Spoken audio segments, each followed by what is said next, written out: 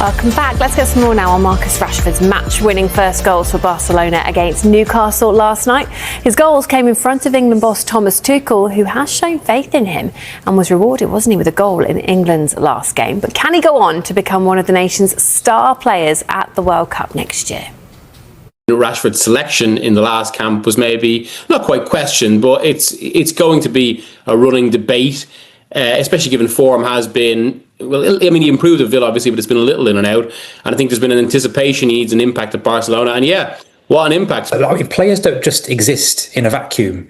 They need a culture and a system and an environment that gets the best out of their talents. Hansi Flick, I thought, a lot of people thought he was basically going to use Rashford as kind of an impact sub against tiring defences, but Flick's given him responsibility. He's put him on set pieces.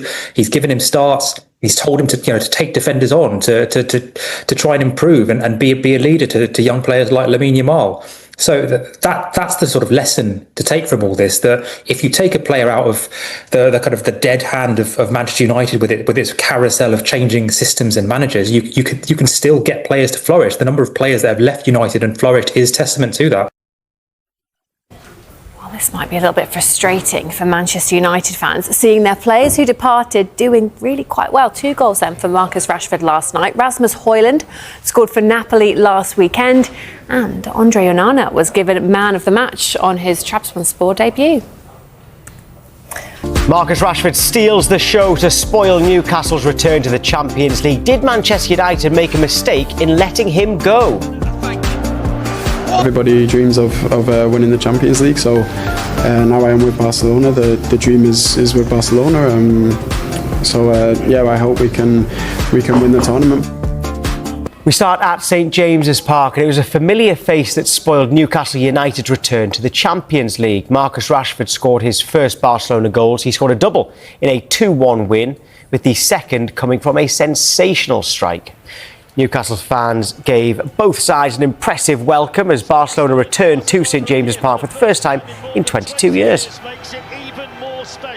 Just 8 minutes in and Rashford was on the attack, running from inside his own half, but couldn't find the target on this occasion. That was to change. So Anthony Elanga ran through at the other end, setting up a great chance for Harvey Barnes to put Newcastle in front. Brilliant ball. Good save. Barca scored on 57 minutes. Rashford with the header, 1-0. And less than 10 minutes later, he had a second, an unstoppable shot. Look at this. Made it 2-0 in style. Good timing because it was in front of the England boss, Thomas Tuchel.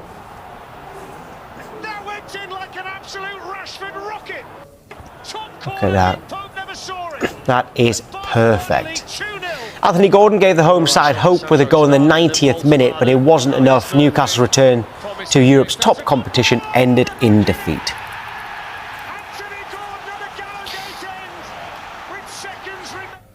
Good morning, Jay Bothroyd. Right, we're going to talk about Newcastle in a moment, but Marcus Rashford, do you think he still had? Did you think he still had that in him?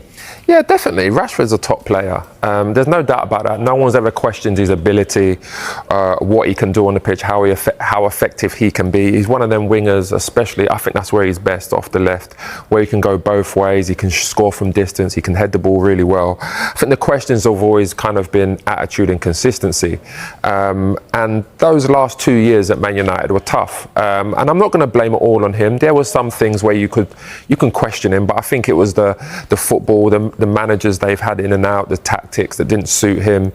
But then he went to Aston Villa last year, done really well. And that's why he's got this move to Barcelona off the back of that. And he seems to be doing really well now. So he just has to keep that going. Right. What about Manchester United fans? What will they have made of that performance? Because remember, he is still only on loan from Manchester United. Yeah. I mean, while Amorim's manager of Man United, them tactics are definitely not going to suit him because he's not going to play as a wing back, and I don't think he can play as a number 10 and he can play as a striker, but that's not where you get the best out of him. I think Man United fans will probably just be thinking, why couldn't he do that when he was here with us? But ultimately, I think the reason why he's had to leave is because the tactics, the style of football, the manager, obviously he clashes with the manager and it just hasn't suited him, so he's moved on. Well, Manchester United fans, we want you to get involved. Are you happy for Marcus Rashford, or a little bit annoyed that he's doing it for Barcelona rather than for Manchester United? One more on him, Jay. Thomas Tuchel was there. Rashford does seem to be very much in Tuchel's thoughts. Yeah. And you'd expect, if he's playing regularly at a club like Barcelona, he's going to remain in his thoughts all the way through to the World Cup. Listen, if he plays like that, there's a huge case that he should be starting for England. And the moment left wing for England is actually Anthony Gordon. Yeah, and last night played up front. And Anthony Gordon's a top player as well. But just of recent, he's been playing as a striker because, Isak wasn't playing, and then, Newcastle hadn't signed Voltemada and Visser at that point. But if he keeps playing like that, Rashford will definitely be starting for England. He's a top player. He's so dangerous. Fullbacks do not want to play against a player like that. You see Trippier last night, and Trippier's a top player, very experienced, but you can't go too tight to him because he can run in behind. He's got that speed. You can't show him down the left because he's quick, where he can get down the left and come back inside. He's just a top player, but again, it's all about consistency for Marcus Rashford now. Yeah, let's talk about Newcastle then. It's a difficult one, this, because they actually really did start on the front foot. Yeah. They don't have Alexander Isak. Voltemada was on the bench. Wissa's come in as well, but he's injured. They played Anthony Gordon there. Do you think if they had Alexander Isak up front last night, it might have been different? Yeah, 100%. Because Isak's arguably the best number 9 in the world, and he's proven that. Like the early chances that. If Newcastle scored him early chances, it's a completely different game. Harvey Barnes scores there, and there was a chance earlier on as well where Alanga pulled it back to Gordon, and he's miskicked it. He hasn't even touched the ball. Like those kind of chances like that. If Isak's on the end of him, he scores those. That's why he's so good and he's clinical. But it was a very enjoyable game. It's great to see Newcastle back in the Champions League. But I just think Eddie Howe got his tactics wrong on this one, because as much as he's talking about the press is really important, but the most important thing is when you get the ball back and when you get into those positions where you're close to the goal, you need a striker that is clinical. And Voltemada showed that in the previous game where he scored a great header. Visser's not there right now, but when you have a striker, you have a better chance of winning games when they get them half chances, let's say. But there's no doubt about it. Listen, Gordon's a top player. He did score in the end, but he's just not going to be as clinical as a striker. Well, we know that he sat left at the end of the window. He's replaced by Nick Voltemada, who did start the game on the bench. Let's hear from Eddie Howe, his reasoning for that. I have to make decisions for the benefit of the player sometimes. It was a really difficult one for Nick. Of course, any player would want to start every game, but I've got to try and manage him into the team and try and make sure he stays fit, and I think that was always at the heart of this decision. So yeah, you said that you thought that maybe Eddie Howe got his tactics wrong. Of course, we are talking in hindsight. If you were Voltemada, and he does say he's got to manage his minutes because he's only just signed for the club, but if you were Voltemada, would you have been disappointed not to start? Yeah, I mean, I hate it when managers say that. Yeah, manage your minutes. I understand that part, but ultimately, he still had the pre-season. He's still been playing while he was in Germany, and when I was a player, it was very much like I prefer to start the game and then bring me off, rather than come on in a game and it's 100 miles an hour. Because when you come on and the game is frantic like that, it's so difficult to get into the game. It's so difficult to get your first wind even. If you start the game, at least you're up with the pace as everyone's getting up with the pace as well. So I understand managing minutes, but I just think it should be the opposite way around. I think Eddie Howe should have started with him and then maybe brought him off and brought players on then. What we asked when the transfer window was still open was, why didn't they sell Isak earlier so they could get players in earlier, and then this wouldn't have happened? So is there an added frustration from the Newcastle fans? It would definitely be aimed at Isak rather than anybody else, but could they have done that differently as well? Yeah, they could have. I mean, I don't know what happened behind the scenes, as in, did Liverpool, were Newcastle holding out for more? We don't know that part, but I definitely think that if they had have taken care of their business early on, they could have got the players in to then go into the season on the front foot, know what they're doing, and not having to be so late into making players like Visser and Voltemada gel to the way Newcastle play. Right, we are going to be... James, thanks for coming on. What were your emotions when you saw Rashford score twice last night for Barcelona in the Champions League?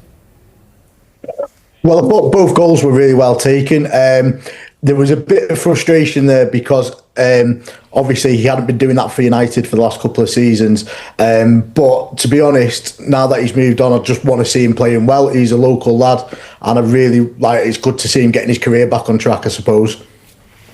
James, I'm just going to get straight to the point. Who would you prefer, Amorim or Rashford?